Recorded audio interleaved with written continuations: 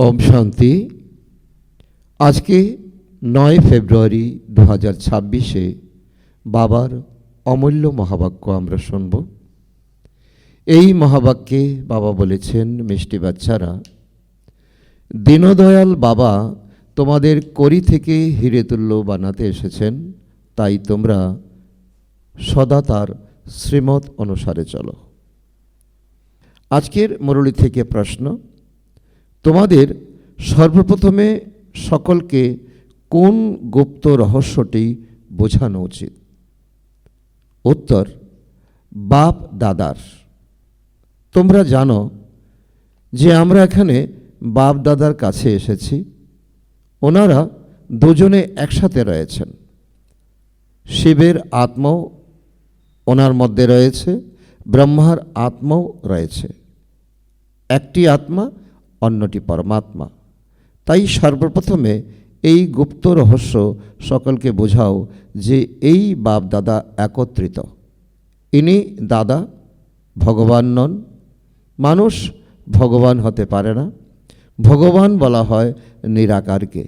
বাবা হলেন সেই শান্তিধাম নিবাসী। তো মিষ্টি মিষ্টি হারানিধি বাচ্চাদের প্রতি মাতা পিতা বাপ দাদার স্মরণের স্নেহসমন আর সুপ্রভাত।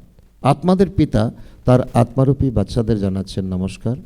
আমরা আত্মারূপী সন্তানরা আমাদের মাতা পিতা বাপ দাদারকে জানাই স্মরণের স্নেহসমন, সুপ্রভাত ও নমস্কার। তো ধন্যবাদ বাবা, ধন্যবাদ। আজকের মুরলী থেকে ধারণার জন্য মুখ্য সার, প্রথম পয়েন্ট, নিরন্তর বাবার স্মরণে থাকার জন্য বুদ্ধিকে স্মরণপাত্রে পরিণত করতে হবে।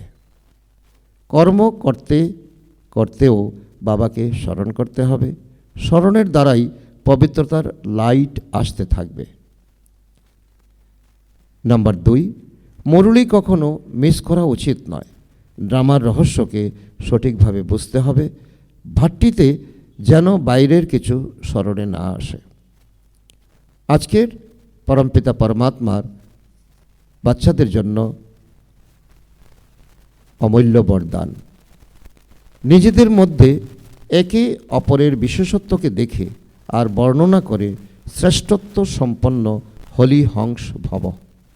নিজেদের মধ্যে একে অপরের বিশেষত্বকে দেখে আর বর্ণনা করে শ্রেষ্ঠত্ব সম্পন্ন হলি হংস ভব।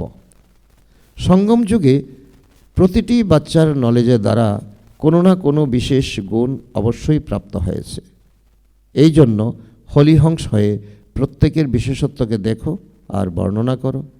যে সময়ে কারুর দুর্বলতা দেখছো বা শুনছো, তাকে বুঝতে হবে যে এই দুর্বলতা এর নয়, আমার। কেননা আমরা সবাই হলাম এক বাবার, একই পরিবারের, এক মালার মণি। যেরকম নিজের দুর্বলতাগুলিকে প্রসিদ্ধ করতে চাও না, এরকম অন্যদের দুর্বলতাগুলি বর্ণনা করবে না। হলিহংস মানে বিশেষত্বগুলিকে গ্রহণ করা আর দুর্বলতাগুলিকে সমাপ্ত করা। এবার অন্যেরটা না করে নিজেরটা দেখতে হবে, নিজের পরিবর্তন করতে হবে। আজকের স্লোগান, সময়কে বাঁচানো তীব্র পুরুষার্থী হলো সদা বিজয়ী। সময়কে বাঁচানো তীব্র পুরুষার্থী হলো সদা বিজয়ী।